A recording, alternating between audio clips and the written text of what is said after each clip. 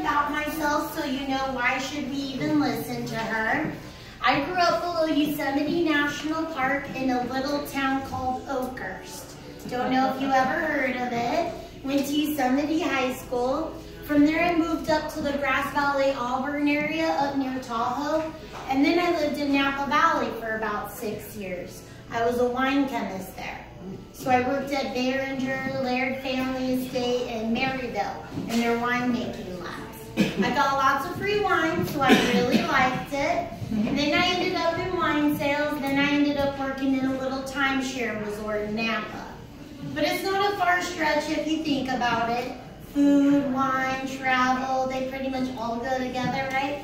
So that started a lot of travel for me. I've lived in St. Clemente, Huntington Beach, LA, Chicago. Now I'm here because I have a small family. I have a just turned 5-year-olds. And we're very greedy. We couldn't decide between mountains and beaches. So we said, let's just get both, right? So that's how we ended up in this area. So let me start off by answering the question I'm sure all of you have on your mind right now. And that is that her real voice? And the answer is yes. So now we got that burning question out of the way. Now I'm only going to take about 20-25 minutes of your time. There's 3 things I like to cover on an owner's update. One is I'm going to talk about the value of your ownership, show you the value you're getting out of it. Secondly, I'm going to talk about our points program. I'm sure a lot of you are curious about that, show you the differences between the new points program versus what you own right now.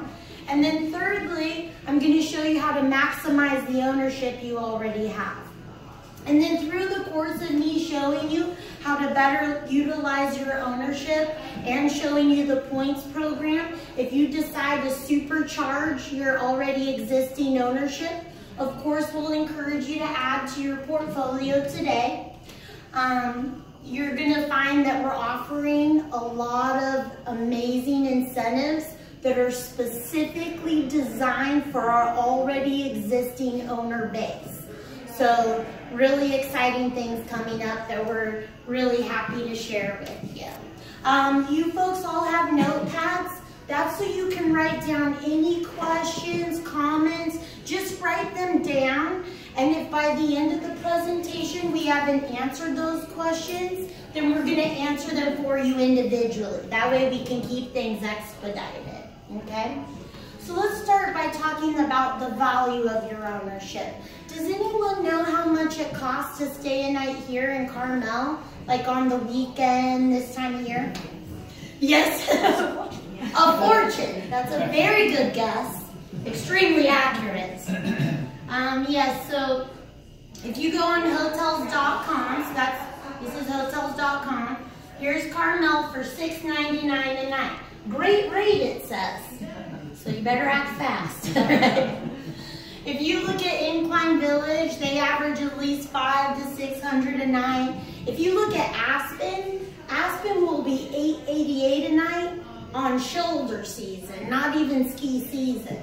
So when you folks are traveling throughout the Hyatt Residence Club, you're getting an average of at least a $600 a night accommodation.